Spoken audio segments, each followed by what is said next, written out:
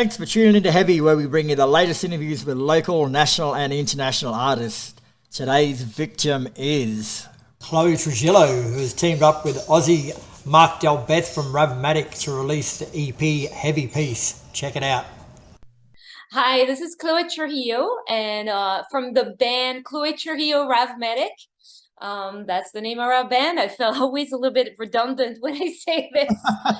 Chloe Trujillo from the band Chloe Trujillo Rav Medic. Yeah, I'm excited to announce that we are releasing our first EP finally on August 19th. With Golden Robot Records, and it's the first of two, which would lead to an album later on. But it's super exciting, and yeah, I can't wait for that date, and I hope everybody enjoys it. Beautiful, Chloe. Thanks for joining us again. Good to speak to you. Great to speak to you too. So, as you say, Chloe Trujillo and Rav Medic are releasing your debut EP, Heavy Piece, on August the 19th. So, firstly, I got to say thank you for naming it after Heavy. Yeah. Well, you were the first one. Like, we were like right after our first single, that before we even got signed and everything. It was like Heavy Mag and all this stuff. It's just like, so yeah, Heavy is the name. That's good. In all seriousness, but it's actually a fantastic name for the EP. Like, you've taken the contrasting Heavy and Peace together. So where did it come from? Well, it's exactly like you said, because I think that all our songs kind of reflect that idea of they're heavy, but in the lyrics it has like some kind of meaning of positivity and all that thing. So it's kind of like this contrast, and I think it's the perfect name for all these songs, because even though they're a bit different stylistically, they all kind of heavy, but they're all kind of like exploring different styles a little bit, and different subjects. But within that, it's Heavy Piece is exactly how I would describe them. So yeah, so I think it's perfect for that title. Yeah. You've released 4 songs so far: Lightning Strikes Twice, A Ladder to the Sun, Mana, and The Heaviest Sound is Silence. So how many more are on the actual EP? Oh man, we have The Whisper to a Riot. We have, oh my God, I can't, I just it came from so many interviews, and I was talking also about my own stuff. So now I'm like, okay, which one did we release? We have, I think, three more, I think.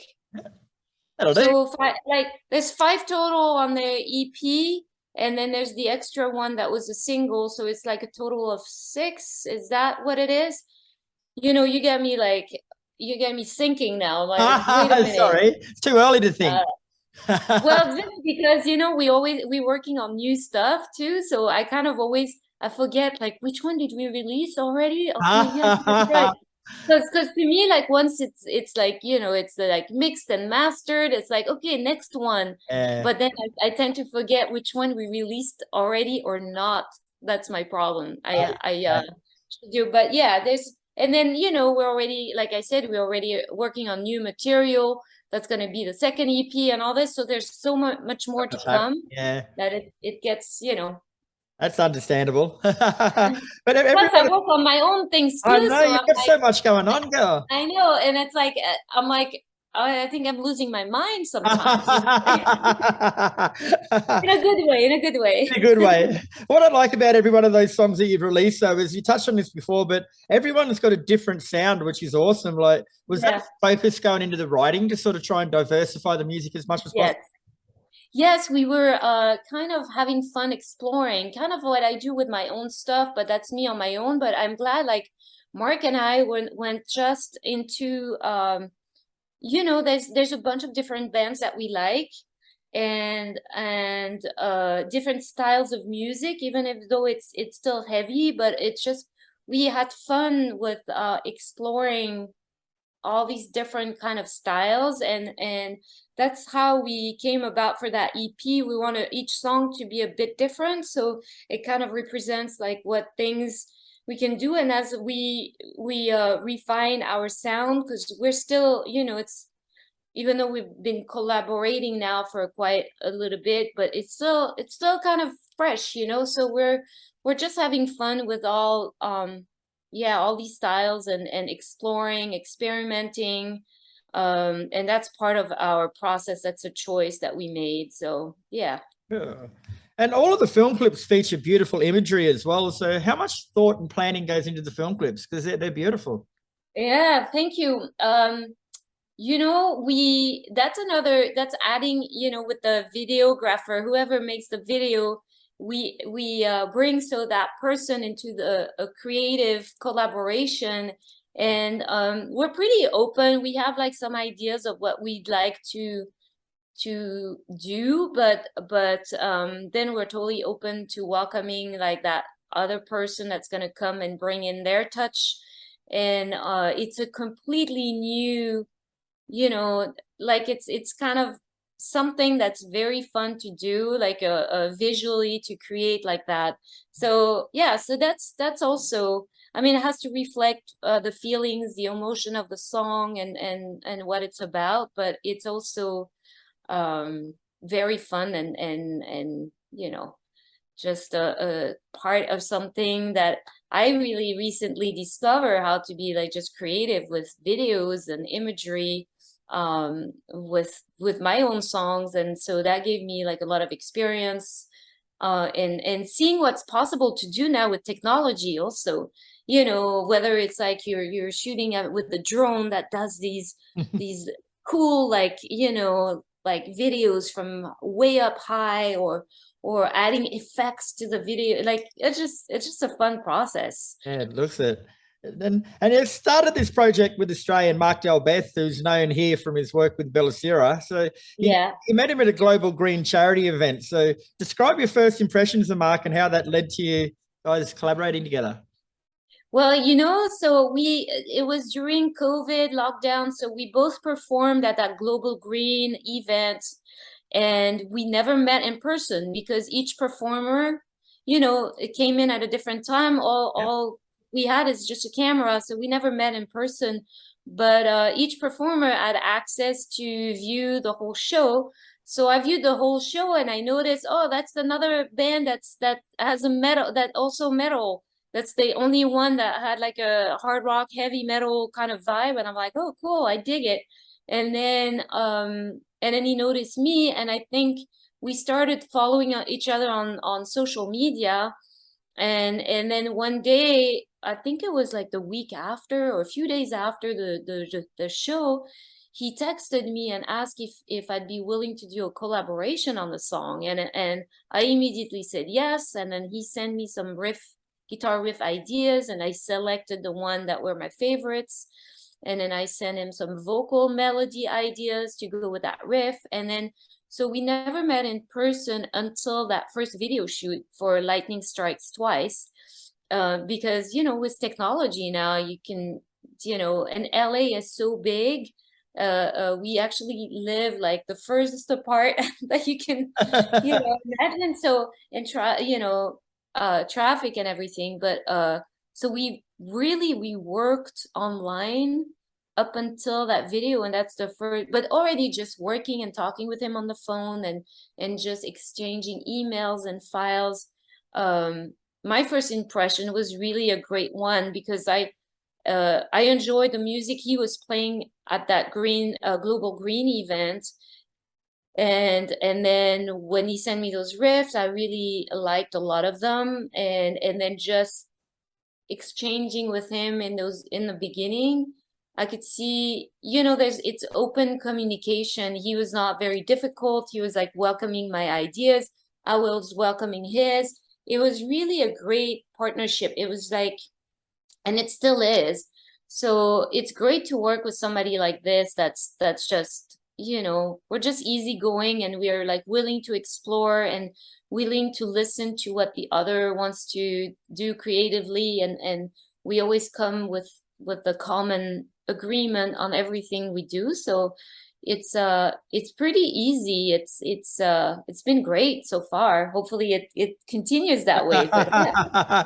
And tell us a bit about yourself, mate, like musically. Like you got your first break of sorts when you were invited to record the Frank Zappa cover, The Torture Never Stops. So how did that grow into a musical career for you? Well, I was always singing before, but I always uh let's say I was always shy or more reserved into singing my own material. I've been writing songs for years prior, but I was too afraid. It's kind of like presenting yourself naked in front of people, basically. I was more comfortable painting what was inside and showing that painting and not having to be there because the painting can be on the wall and I don't have to express myself with my voice or my body or anything. It's there.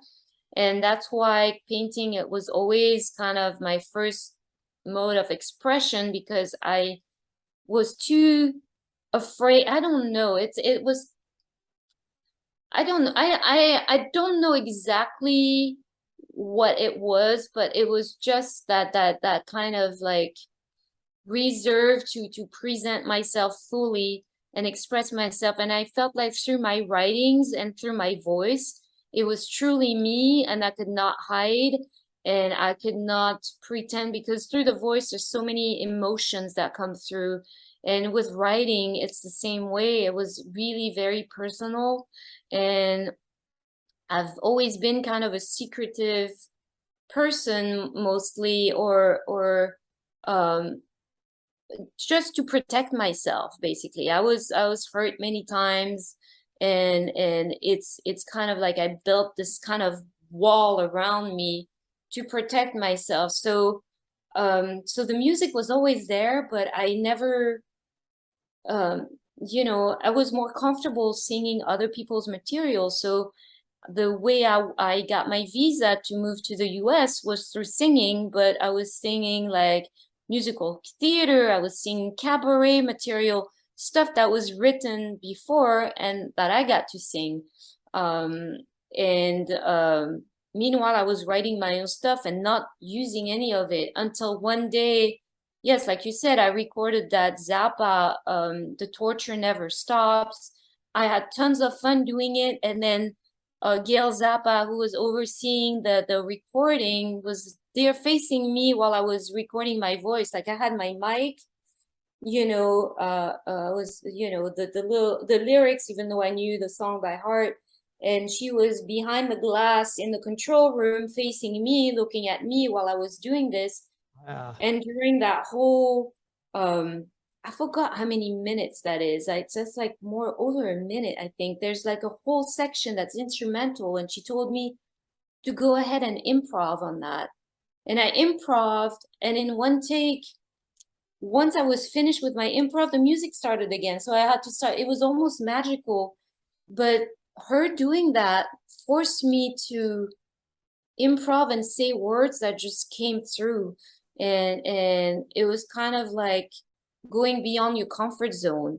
And that's when I thought, wow, why don't I, instead of leaving all my writings and my songs to the side and not doing anything with this, which was very frustrating for me, why don't I start releasing the stuff? Like what do and that's how I got, you have to go beyond your comfort zone to grow, and just taking that first step might be scary, and then it gets, and then you get used to it, and then it's get less and less scary, and then you can go even beyond that and beyond. So that's why